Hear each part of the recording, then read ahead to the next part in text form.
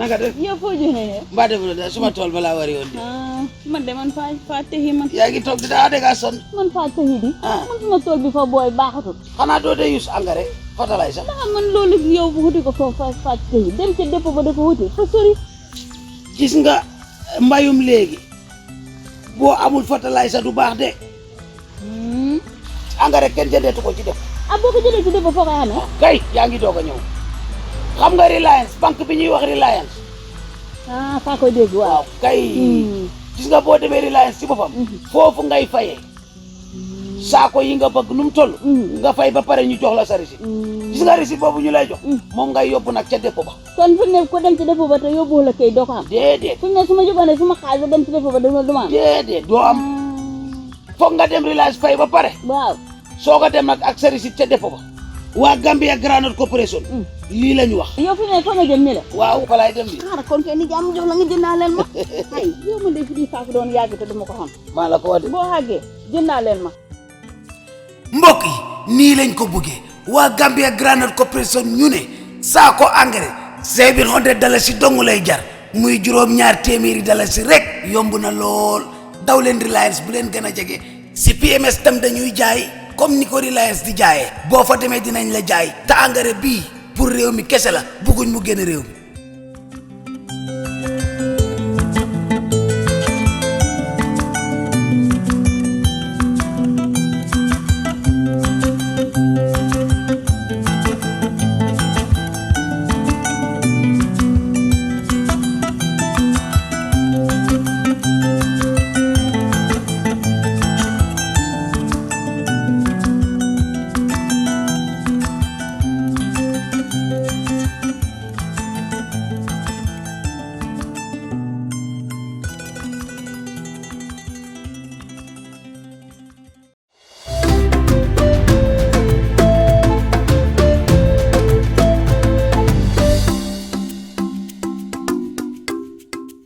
It's a warm welcome to our studios here in Serekunda. This is Star TV News with me, Sarah Kamara.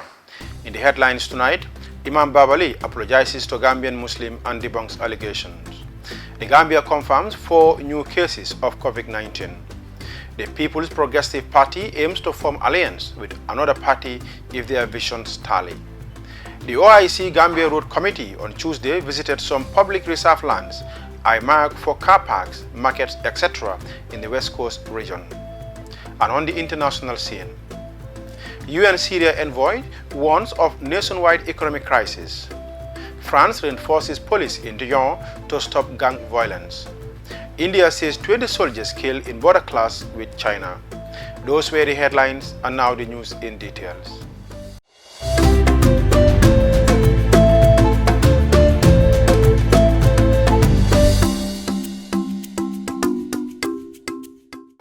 Imam Babali, who is also an employee of the National Human Rights Commission, has apologized to the entire Gambian Muslim for a misquotation of the Holy Quran about the rights of lesbians, gays, transgenders, and bisexual through one of his religious platforms, and also dismissed allegations on going round that he went to the president to talk him into accepting homosexuality and lesbianism in the Gambia.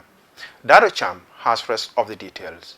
The Imam said that, like any other Muslim, he is strongly against the unlawful act and debunked the allegation, swearing to Allah, "I have no rights to legalize such in the religious aspect, for only Allah has the power." The Human Rights Commission does not also have the power to impose laws onto the government, he said. He acknowledged that he made a mistake during a recent press conference where he said the rights of the human being should be protected, including lesbian, gays, transgender, and bisexual, and link it to a quotation from the Holy Quran, saying no man is perfect and whenever one makes a mistake, he or she should accept and rectify it by apologizing to the people offended, he said. He added that it is exactly what he does. He regrets making such comments and admit that all religions condemned any act relating to the protection of the rights of lesbians and gay. The Imam, through his forum, said that his role in the commission is to mediate and resolve conflicts among communities or individuals. Therefore, his first role in the commission is to reconcile. He is also part of those in the commission who are given the task to go around to places like prisons across the country to study and report the condition to the Human Rights Commission. He concluded by reiterating his apology to the entire Muslim Ummah, who are very dissatisfied and ague by his comments regarding the rights of the lesbians and gay in this country. Reporting for Star TV News, I am Dalo Cham. The Ministry of Health has confirmed 4 new laboratory cases of COVID-19 during their daily briefing session yesterday. The Gambia has now recorded 34 cases of the pandemic disease so far, with 9 active cases and 24 recoveries. Zaglin Colley reports. According to the release from the ministry, all the 4 new cases were confirmed from persons who were quarantined on the account of their recent travel from an affected country. Dr. Mustafa Bitey, during the update, mentioned some of the activities of the ministry on the current fight against the COVID-19. Regarding our next steps, the Ministry of Health will embark on the following. A relatively low number of laboratory tests being conducted, so we would like to improve on that. We want to do targeted mass testing, plan for high-risk areas, expedite disbursement of funds to the logistics and safety cluster. There should be more security presence at all points of entry around the country to ensure that people are not smuggled into the country. Expedite the process of getting suitable quarantine facilities in the CRR and the North Bank. Expedite the process of getting all relevant response staff trained on e-surveillance. And there is need to engage with all relevant ministries and institutions in a bid to come up with modalities and guidelines in allowing truck drivers into the country, and encourage the use of locally made face masks throughout the country. 33 laboratory tests were received from the National Public Health Laboratory, 32 new and 1 repeat test of these, while 28 returned negative, 4 tested positive for COVID-19, and only the repeat test came out inclusive, the ministry stated. Meanwhile, the Senegalese Ministry of Health today reported 74 positive cases, bringing the total COVID-19 cases to 5,247, 70 deaths, 3,525 recoveries, and 1,651 under treatment. Jacqueline Colley reporting for Star TV News.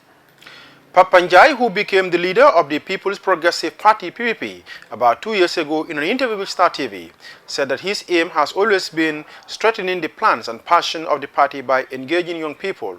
Therefore, at this moment, his party is looking into forming a coalition with a party that has a similar vision with PPP. This will be in the next presidential election when there might be a chance for a second round, he said. Dado Cham conducted the interview, and this is her report. The PPP leader said the party is ready to form a coalition with a party that stands for the interests of the people of the Gambia, because his party has the passion to improve the status of internet accessibility, agriculture, health, education, youth employment opportunities, and other sectors that should be developed. We left a good legacy, one. We made some mistakes. We have a history. Any leader, any party, if you want to go forward, you should be able to lean back on history. The good things that you've done, look at it, you empower them more. The mistakes you did, eliminate them completely. The things I'm talking about, anybody who's listening to me, you will say, okay, I'm not supporting Papa because I don't like him or because of it. But what I'm talking about, the issues, are issues that any politician talks about it with passion, people listen to you. And they'll say, okay, what this person is saying is true. The indiscipline, like I said, is a problem. Indiscipline is a cancer.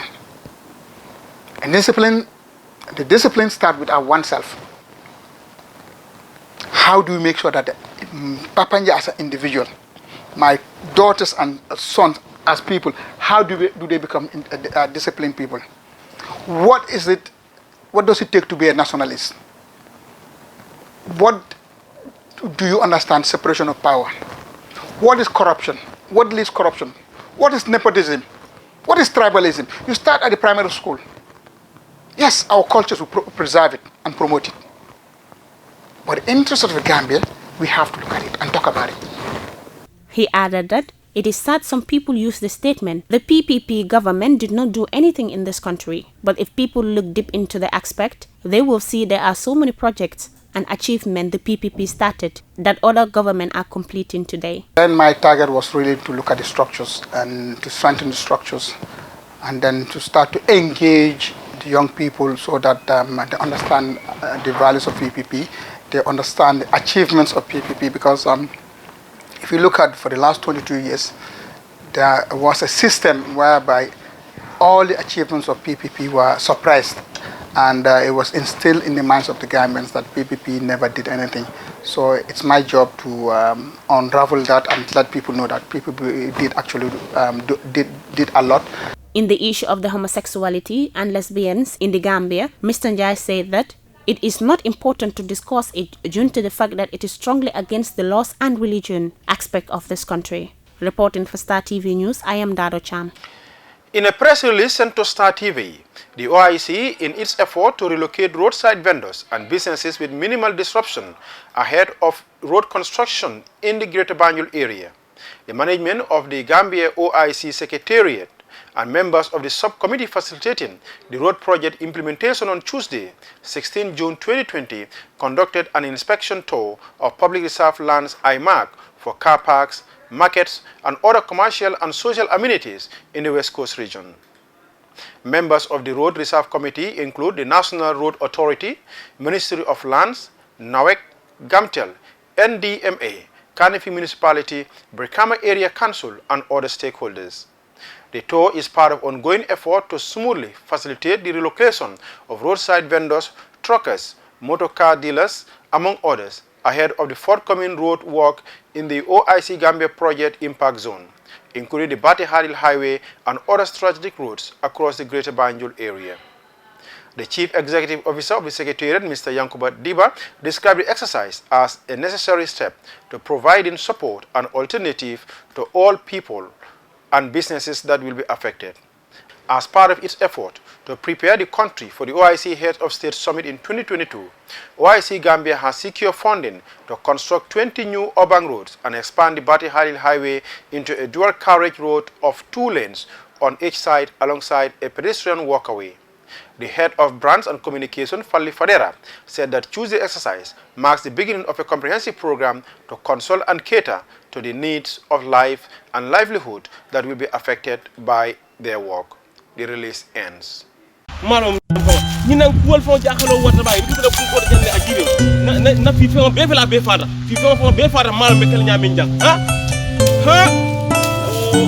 ni nga jam bando ni bare ni nay fele do ko bala de inu mbara abra ni mbara ni su ko do buga nyamoti ha mo janti kay ndungi be do ko bala janko mbe do ko walal de bar fenkil nañ jaxal jang nga fem fi jabu ka bete nga fem fi jabu ka bete nga fem fi ko jaxal dafa malum be kel nyaati de ne jambando soto angare nyeng ne o soto yake jang ila soto fengo fam be yiru wala je jambando ha wato alhamdulillah sa jambando mo so la nyaadi le sañi moli abula le kata fan kata depo nyinto hani ni futata je depo to sañi buka wafi de ka kodo ta mo bulu ka boto dila wo bo sañi wo botale sañi mimbe kering wolem nyinti ko reliance ibita wolto ye kodo jo ne kodo jo reliance ka risitol dia ba risito nyinga ku matal de wo risito nyi niadila e ka wole samba depo nyintu ne risito di yela jambando soto comme ngi yek mo fu nyami ngamoyle nim fana bodo jang ko tanke mbira jambando sanna GGC wole Gambia Groundnut Corporation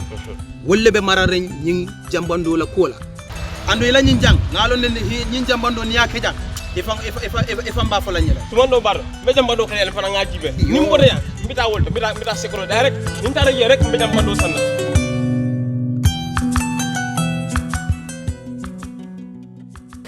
oto mbaɗigol ñewode ñul natal kana mol dahandi GGC ka jambando data la mole fadala se ceme worwula he ñomo alten to baldi mbati woto nimboru bayta ngata na jambando la ko do jo woto jang san sa mbe wutule ngata fo reliance nganna jambando la ko do jo jeto nganna risito ta ngata depo walla ngaji be CPMS katu ñindu la fulo de min suriyata na rek nin tara ngajo je benna jambando sotla al nimbara bak ala baraka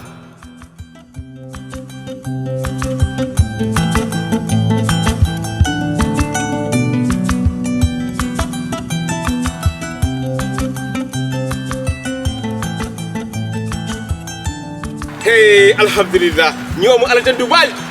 Moro nyina metu abena no sana. And now news beyond our borders.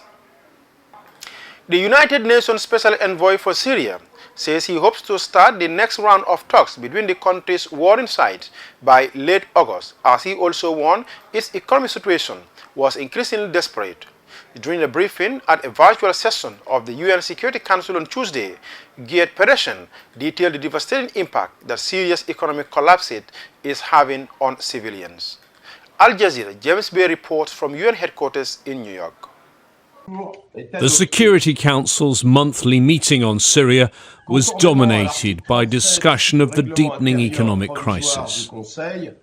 The UN Special Envoy, Geert Pedersen, telling ambassadors the situation was now very grave. The economic crisis is hitting every part of Syria, regardless of territorial control, from Damascus and the southwest to Aleppo and the northwest and to the northeast. Medicine is more expensive and scarce. Food prices have skyrocketed and the supply chains have been disrupted. The purchasing power of ordinary Syrians has seriously diminished as wages, both private and public sector, are vastly inadequate to meet the demands of the day. The US administration clearly believes the economic crisis is putting President Assad under pressure that will only increase with the fresh sanctions that are now coming into force as part of what's known as the Caesar Act. Our aim is to deprive the Assad regime of the revenue and the support it has used to commit the large-scale atrocities and human rights violations that prevent a political resolution and severely diminish the prospects for peace. Of course, it's not news that the Security Council is divided on Syria, but it's not just Russia and China who oppose the new sanctions. There are other countries that fear they are going to impact ordinary people rather than the regime elite. James Bayes, Al Jazeera, at the United Nations. Armed police have been sent into the eastern French city of Dijon, where there have been 4 nights of gang violence. Troubles erupted in a Dijon neighborhood last Friday when more than 100 Chechen gathered to avenge an attack on a Chechen youth. Some had come from as far as Belgium and Germany. Al Jazeera Natasha Borla reports from Paris, France. Scattered debris and cars still burning after a 4th night of violence in the eastern French city of Dijon. City officials say groups of Chechens and residents clashed, some armed with machetes and guns, after the alleged assault of a Chechen teenager by a drug dealer last week. Some Chechens had reportedly travelled to Dijon from other parts of France and from Belgium and Germany. France's Deputy Interior Minister visited the city and promised police reinforcements. I've decided to strengthen the security personnel on the ground. From this evening in Dijon, there will be 2 mobile force units here, so nearly 150 extra police officers. The violence has shocked people in Dijon. Most of the fighting took place in the deprived suburb of Chenauve. Its mayor urged the French government to do more to help.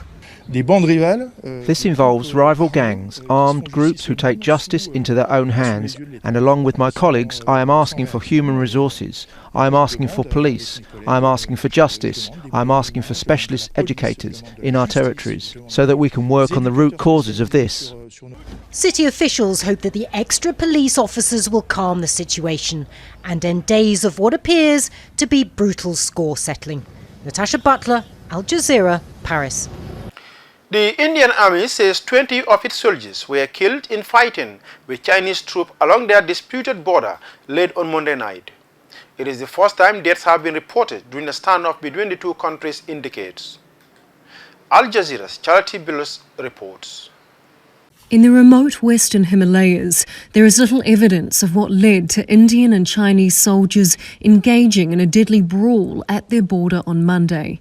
India's army said there were casualties on both sides, but not a shot was fired. These are Indian military reinforcements destined for the border shortly after.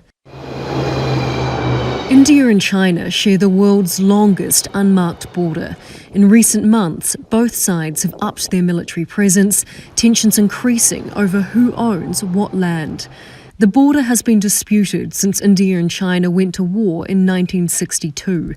The line in yellow is the so-called line of actual control, but there are several disputed areas on either side. One of the main ones is Aksai Chin, which is claimed by India but administered by China. India has appeared confident in a diplomatic resolution. Just on Saturday, India's army chief said this. The entire situation along our borders with China is under control. We are having a series of talks. The Chinese also thought dialogue was working, but blame India for the deadly breakdown. On June 6, border forces of the two countries had commander-level talks and reached a consensus on easing the situation in the border area. However, it was shocking that the Indian forces violated the consensus, crossing the border twice to carry out illegal activities and provoking attacks on Chinese soldiers. Indian officials have refuted that they caused the escalation. This time what I see is a more aggressive posture by the Chinese, which looks like a deliberate policy to create confusion between India, or rather deteriorate the relationship between India and China at the highest level. Leh is a quiet town on the Indian side of the border. Outside of military helicopters, residents have few clues behind the tension on their doorstep. Officials aren't releasing any statement regarding the standoff that is going on at the border, so rumours spread, which has created fear among the people. People living near the border are more scared. The cellular network in the area has also been cut off and no information is coming through. The deadly skirmishes raising the stakes for Beijing and New Delhi over where their vast frontiers begin and end. Charlotte Bellis, Al Jazeera. And before we end the news, a recap of our main headlines. Imam Babali, who is also an employee of the National Human Rights Commission, has apologized to the entire Gambian Muslim for a misquotation of the Holy Quran about the rights of lesbians and gays. The Ministry of Health has confirmed 4 new laboratory cases of COVID-19 during their daily briefing session yesterday. Pap Panjai, who became the leader of the People's Progressive Party PPP about 2 years ago, in an interview with Star TV said that his aim has always been strengthening the plans and passion of the party by engaging young people. In a press release sent to Star TV, the OIC, in its effort to relocate roadside vendors and businesses with minimal disruption ahead of road construction in the Greater Banjul area. And on the international scene, UN Syria envoy warns of nationwide economic crisis. France reinforces police in Dijon to stop gang violence. India says 20 soldiers killed in border clash with China. That's all for this edition of the news. Do join us tomorrow for more news. Please stay tuned and enjoy the rest of our programs. Thank you.